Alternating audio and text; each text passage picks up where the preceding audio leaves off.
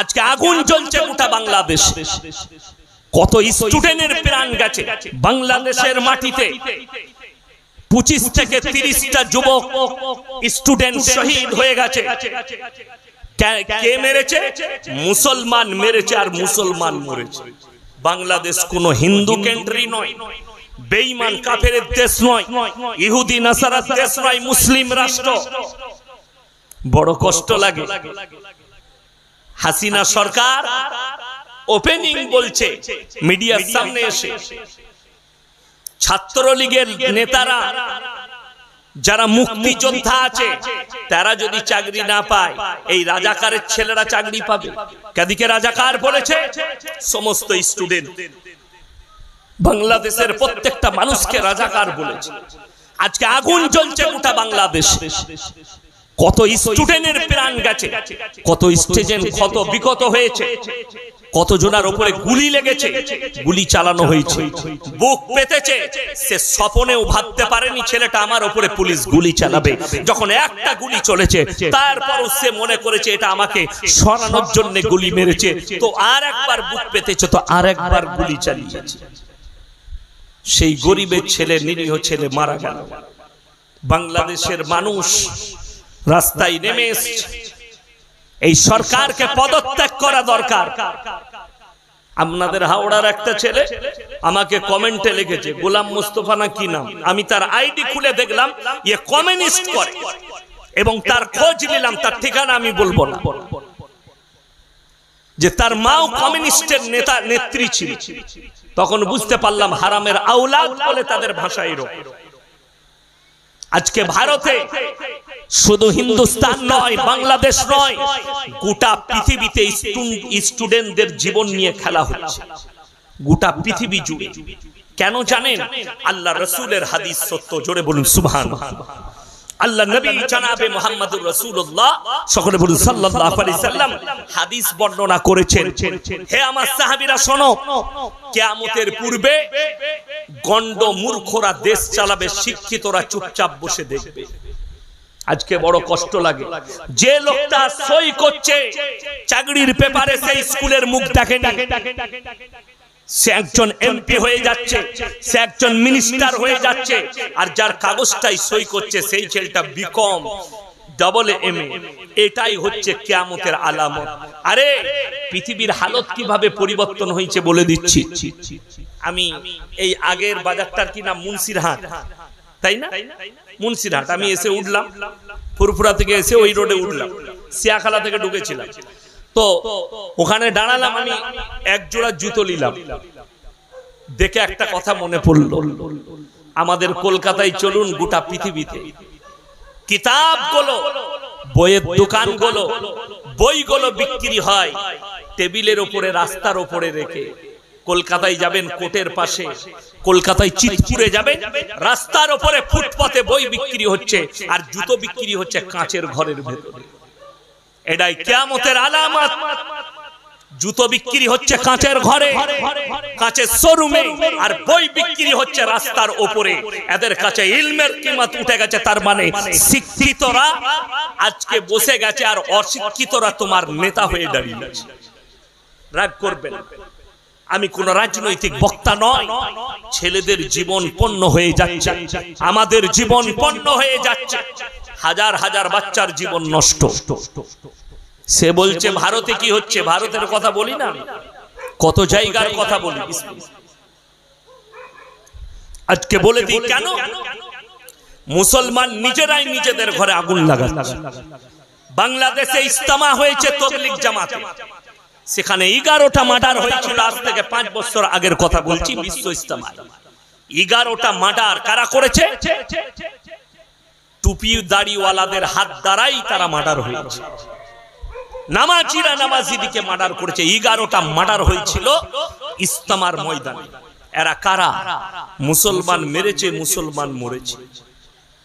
আজকে কষ্ট লাগে। আজকে জানেন, আপনার চোখের সামনে আপনার মসজিদ ভাঙা হবে, আপনাকে খামোশ বসে থাকতে হবে, খামোশ বসে থাকতে হবে। আপনারা তো মোবাইলে দেখছেন আর মজা লুটছেন, আর খালি কমেন্টে লিখছে আল্লাহ হিফাজত করো। খালি কমেন্টে লিখে দিলে হবে না আল্লাহ হেফাজত করো, আমলের মাধ্যম দিয়ে দোয়া করতে হবে। আর দোয়া মুখফুল ইবাদত, প্রত্যেকটা ইবাদতের শিকড় হচ্ছে দোয়া। সাহাবীরা দোয়া করেছেন, আল্লাহ কবুল করেছেন।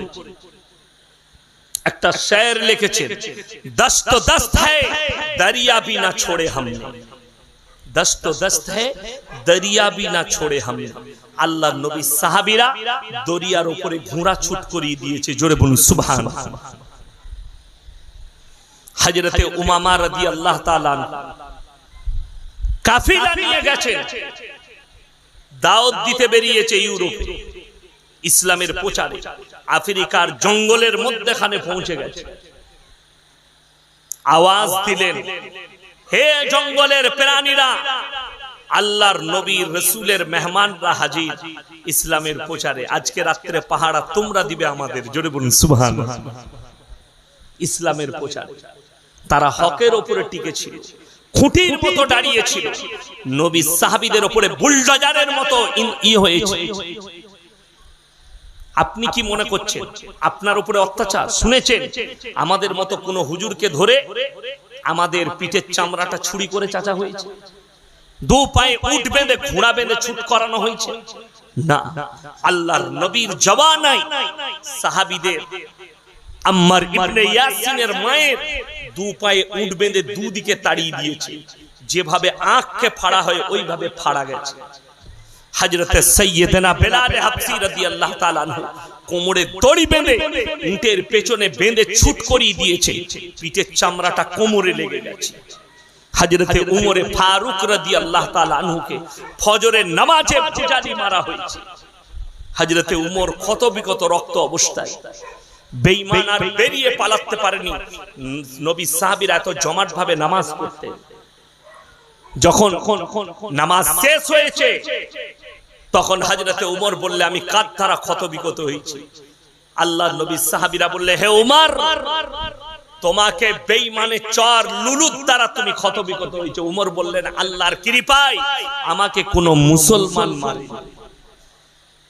আজকে মুসলমানের রক্ত ওর পিয়াসা, মুসলমানের দ্বারা মুসলমান আক্রান্ত। আপনি দেখেন পশ্চিম বাংলায়, দেখুন ভারত তো অনেক দূরের কথা, অনেক দূরের কথা। আপনি আপনার বাংলায় দেখে দেখেন, পার্শ্ববর্তী দেশ বাংলাদেশে দেখুন কি অবস্থা চলছে, হাহাকার চলছে। মিডিয়ার সামনে এসে বলছে, দেশের মানুষ যদি না চায় আমি পদত্যাগ করতে রাজি আছি। দেশের 100টার মধ্যে 100টা লোকই চাই হাসিনা যেন গদিতে না থাকে। তুমি আছো কি করে এতগুলো মানুষের প্রাণহানি করে? বড় কষ্ট লাগে। পুলিশওয়ালাও জানে না আমি কেন গুলি চালাচ্ছি। কেন? অর্ডার তো উপরে, অর্ডার উপরের হলে কি হবে? যে গুলি চালাচ্ছে সেও মুসলিম, যে গুলি খাচ্ছে সেও মুসলিম। ইসলাম আল্লাহর কসম করে বলছি 70 উপরে টিকে আছে। সাহাবীরা 70 উপরে টিকে ছিলেন, আল্লাহ বিজয় দিয়েছে। 313 জন সাহাবী একদিকে আর 1000-এর বেশি বেঈমান কাফের একদিকে। আল্লাহর কসম, রাসূলের সাহাবীরা জয়লাভ করেছেন, জোরে বলুন সুবহানাল্লাহ। তার কারণ একটাই, তারা হকের উপরে টিকে থেকেছে এবং কালমার উপরে একদম স্টেট ভাবে টিকে থেকেছে। আজকে আপনি জানেন বেঈমান কাফেররা সবথেকে বড় ষড়যন্ত্র কি করেছে? মুসলমানদের ঈমানগুলোকে ধ্বংস করে দাও, এদের সঙ্গে উলামাদিকে বিচ্ছিন্ন করে দাও। আপনার জানা নেই স্পেনের বুকে হাজার হাজার মাদ্রাসা মসজিদ তারা মদের বার করে দিয়েছে, ড্যান্সের বার করেছে, মদের দোকান করেছে। কেন? তারা মুসলমানের দ্বারাই মুসলমানের ক্ষতি করিয়েছে। আপনার যদি মনে হয় যে ফুরফুরায় হাওড়া জেলায় মসজিদ ভাঙছে, প্রত্যেকটা মুসলমান ভাইকে হাজিরি দেওয়া জরুরি না, আমাকে যেতে হবে, ওটা আল্লাহর ঘর। দোয়া করতে হবে যাবার সুযোগ না থাকলে। গোটা বাংলাদেশের ইন্টারনেট বন্ধ করে দিয়েছে, বিলুপ্ত করে দিয়েছে মোবাইল জীবন ব্যবস্থাকে হাসিনা বেগম। কতগুলো ছেলের জীবন নিয়ে খেলা। আল্লাহ মাফ করুক মুসলমান জাতিকে, এটা কিয়ামতের আলামত ছাড়া আর কিছু। আপনারা মনে করছেন এরকম 100টা হুজুর নিয়ে এসে বয়ান করবেন, আমার পরে নয়, যদি 100 বছর জলসা করেন কিয়ামত কিন্তু কাছে। কবে দুনিয়া শেষ হবে আল্লাহ ছাড়া কেউ জানে না, কিন্তু কিয়ামতের আলামত গুলো আসতে শুরু করে দিয়েছে আপনার আমার কাছে। 1 নম্বর আলামত, যে আখরি জামানায় এক শ্রেণীর আলেম বের হবে, হুজুর বের হবে, যাদের দ্বারাই ইসলাম ক্ষতিগ্রস্ত হবে।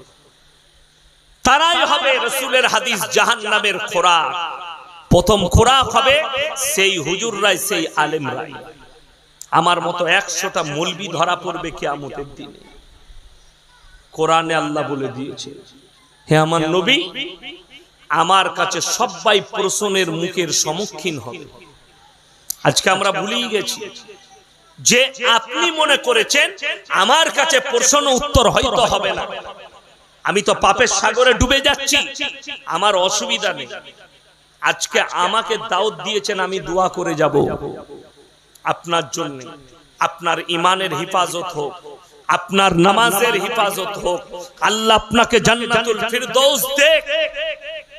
কিন্তু যদি আপনি পাপের সাগরে ডুবে থাকেন, আল্লাহর কসম পৃথিবীর সব হুজুর যদি দোয়া করে পেরুবার রাস্তা খুঁজে পাবেন না। তার কয়েকটা প্রুফ আমি কোরআন থেকে দিয়ে যাব, দলিল দিয়ে যাব, আপনার চোখ দিয়ে পানি আসবে। হযরতে নূহ নবী তিনি দোয়া করেছিলেন সন্তানের জন্য, চোখের সামনে দেখতে পাচ্ছেন নৌকার উপরে যে ডুবে মারা যাচ্ছে আমার সন্তান কিনান। তিনি দোয়া করতে লাগলেন, লা আসিমাল ইয়াউমা মিন আমরিল্লাহ, আল্লাহ এটা আমার পুত্র, ওরসজাত পুত্র, আল্লাহ তুমি একে হেফাজত করো। আল্লাহ সঙ্গে সঙ্গে কি বললেন জানেন?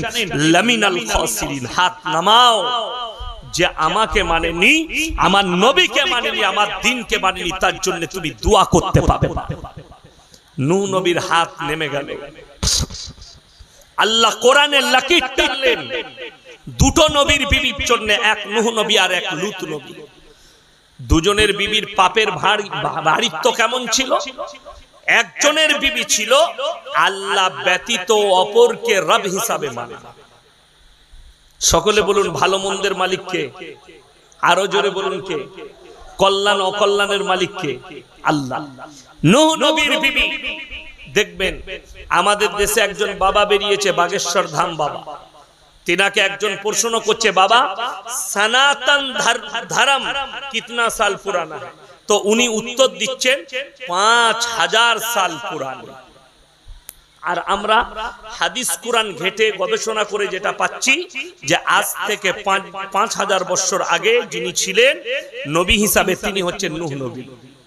আর নূহ নবীর জামানা থেকে আল্লাহ ব্যতীত মূর্তির উপাসনা, পাথরের উপাসনা, গাছের উপাসনা, পানির উপাসনা, আগুনের উপাসনা, সূর্যের উপাসনা শুরু হয়েছে নূহ নবীর জামানা থেকে। একটা গেল, তার স্ত্রী বললে আমরা বাপ দাদর আমলের উপরে টিকে থাকবো, আমরা এখান থেকে সরতে পারবো না। নূহ নবী অনুরোধ করলেন, মানলেন না। এক নম্বর গেল। লূত নবীর বিবি জাহান্নামী, তার কারণ একটাই, নিজের বাপ দাদর আমল। নূহ নবীর কওমের পাপ কি ছিল?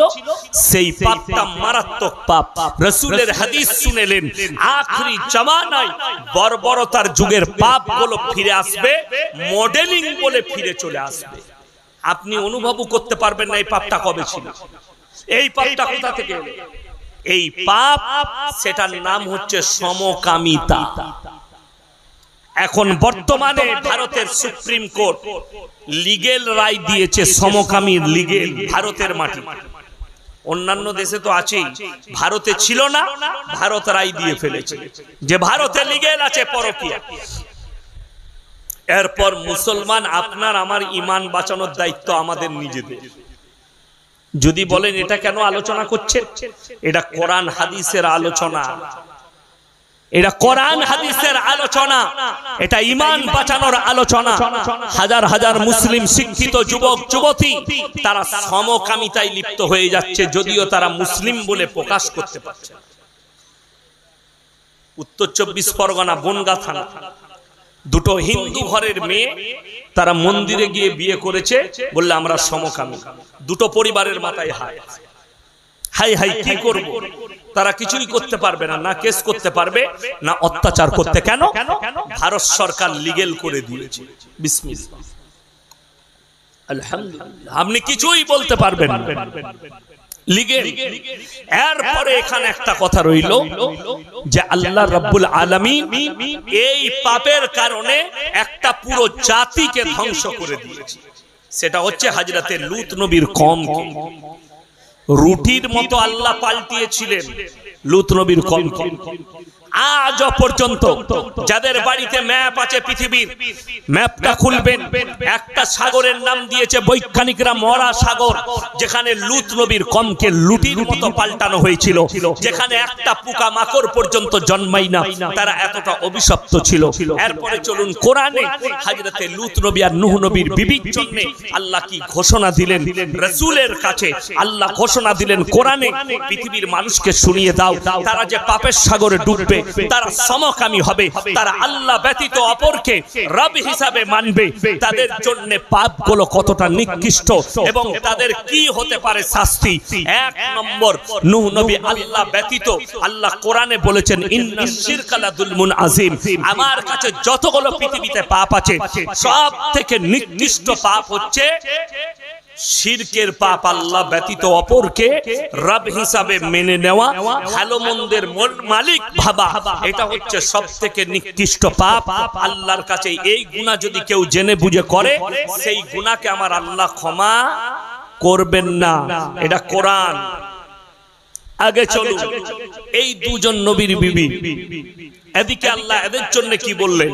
যারাবাল্লাহু মাসালাল লিল্লাযীনা কাফারু ইমরাআতা নূহি ওয়া ইমরাআতা লূত কানাতা তাহতা আবদাইনি মিন ইবাদিনা সালিহাইনি ফাখানাতাহুমা ফালাম ইউগনি আনহুমা মিনাল্লাহি শাইয়্যা ওয়া কিলা আদখুলান নারা মা'আদ দাখিলিন। আমার দুজন উলুল আযম নবী, হাবিব পয়গম্বর নূহ নবী আর লূত নবী, দুজনের বিবিকে জাহান্নামে দেব, তারা আটকাতে পারবে না। দুজন নবীর বিবি, এরা জাহান্নামে যাবে, আটকাতে পারবে না। স্বামীরা নবী হওয়ার পরেও আল্লাহ কোরআনের লাকির টেনে দিলেন, এটা আর ফিরবে না। ফিরাউন জাহান্নামী না জান্নাতি? কথা বলেন। জাহান্নামী আল্লাহ ঘোষণা করে দিয়েছে, কিন্তু তার বিবি আসিয়া জান্নাতে যাবে। এই আসিয়াকে আল্লাহ জান্নাতি ঘোষণা করেছেন কোরআনে, কিন্তু উপায় নাই, আসিয়া স্বামী বলে তাকে জান্নাতে নিয়ে যেতে পারবে না। আপনি একটা কথা চিন্তা করুন, নবী পয়গম্বর তিনি যদি তিনার বিবিকে জান্নাতে না নিয়ে যেতে পারে, আমার মতো ফুটো মৌলবি দোয়া করে তোমাকে কিভাবে জান্নাতে নিয়ে যাবে? আমি ঈদের নামাজ পড়াতে গেছি, যেখানে একজন এসে কানে কানে বলছে হুজুর নিয়তটা বলে দিবেন। আমি মোটেই বলবো না। কেন বলবো? আমাকে বলতে হবে। বুঝে হুজুর কেউ নিয়ত জানে না। আমরা তাদেরকে পড়ার প্রয়োজন নাই, তারা তো কাল থেকে নামাজই আসবে। কথাটা বুঝতে পারেন? আমাদের দেশে তিনটে কোয়ালিটির নামাজি আছে। ঈদের নামাজি আলাদা, জুম্মার নামাজি আলাদা, 5 ওয়াক্তের নামাজি আলাদা। তিনটে কোয়ালিটি। একদল জুম্মাই খালি যায়, আর একদল ঈদ বকরা ঈদের মাল আছে। তো তাকে যদি, আচ্ছা আপনি বলুন, কেউ যদি বলে ইমাম সাহেব যা নিয়ত করলো আমি তাই করিলাম, আল্লাহু আকবার, নামাজ হবে না? হবে না, নামাজ হয়ে যাবে। কিন্তু সে যদি সানা না পড়ে, সে যদি রুকু সিজদা তাসবিহ না পড়ে, আত্তাহিয়াতু না পড়ে, দরুদ না পড়ে, দুরায়ে মাসুরা না পড়ে, নামাজ হবে? হবে না। তাহলে এইগুলো একটাও জানে না, হারামখোর, বলছে আমাকে নিয়তটা বলে দাও। ওইগুলো না জেনে নিয়তটা নিয়ে কি করি? আগে তো ওইগুলো মুখস্থ কর। আমি বললাম নিয়ত আমি বলবো না, আমার যা পারিস করে। নিয়ত বলবো না। কেন? যারা 5 ওয়াক্তের নামাজি তারা সবাই নিয়ত জানে। ঠিক বললাম না? বলবো না? আমার ভাই, কষ্টটা তো আমাদের ওইখানেই। আপনি মনে করেছেন ইয়াসিন ভাইকে দাওয়াত দিয়েছি, বয়ান করবে, দোয়া করবে, জীবনে যা পাপ আছে মজমাতেই মুছে যাবে। ইস্তেগফার করতে হবে, মুছে যাবে। যদি মনে করেন আমি এই মজমায় ইস্তেগফার করলাম, আল্লাহ জীবনে আমি পাপে লিপ্ত হব না, তোমার সব গুনাহ আল্লাহ মাফ করে দিবেন। জোরে বলুন সুবহানাল্লাহ। এটা আল্লাহর ওয়াদা আছে। কিন্তু ইস্তেগফারটা ইস্তেগফারের মতো করতে হবে। সূরা ফুরকান, আল্লাহর ওয়াদা এত মারাত্মক, আল্লাহর কসম আল্লাহ ওয়াদা খিলাফ করেন না। জোরে বলুন সুবহানাল্লাহ। আল্লাহ ওয়াদা কি করলেন? ইল্লা মান তাবা ওয়া আমানা ওয়া আমিলা আমালান সলিহা ফাউলাইকা ইউবাদদিলুল্লাহু সাইয়্যাতিহিম হাসানাত ওয়া কানাল্লাহু গফুরার রহিমা। যারা তওবা করার মতো তওবা করবে, হে আমার নবী, যারা ইস্তেগফারের মতো ইস্তেগফার করবে, আমি আল্লাহ রাব্বুল আলামিন তাদের পাহাড়ের মতো গুনাহগুলো নেকি দ্বারা বদলে দেব। জোরে বলুন সুবহানাল্লাহ। পাহাড়ের মতো পাপ করবেন, কিন্তু ইস্তেগফারটা ইস্তেগফারের মতো হতে হবে, আল্লাহকে ভয় করার মতো ভয় করতে হবে। আল্লাহ, জীবনে আর আমি এই পাপে লিপ্ত হব না। তোমার পাহাড়ের মতো গুনাহগুলো, যতটা পাপ করেছেন অতটাই আপনাকে নেকি দেওয়া হবে, গুনাহগুলো ক্ষমা করে। জোরে বলুন সুবহানাল্লাহ। আল্লাহ ওয়াদা করেছেন, আর আল্লাহ ওয়াদা খিলাফ করেন না। আগে চলুন। আপনি মনে মনে করছেন যে যুবক যুবতীরা পাপে লিপ্ত হচ্ছে, জিনায় লিপ্ত হচ্ছে, তাদেরকে কান খুলে বলে দিই, কোরআনে আছে ওয়ালা তাকরাবুজ জিনা ইন্নাহু কানা ফাহিশা ওয়া সা সাবিলা। ব্যভিচার করা তো দূরের কথা, যে রাস্তায় ব্যভিচার হয় সেই রাস্তার ধারে পাশে তোমরা যাতায়াত করো। মারাত্মক ভয়ানক জিনিস। কালকে আমার জলসা ছিল ধানবাদের কাছে, বিহার ঝাড়খণ্ডের কাছে ধানবাদ। ধানবাদের পাশে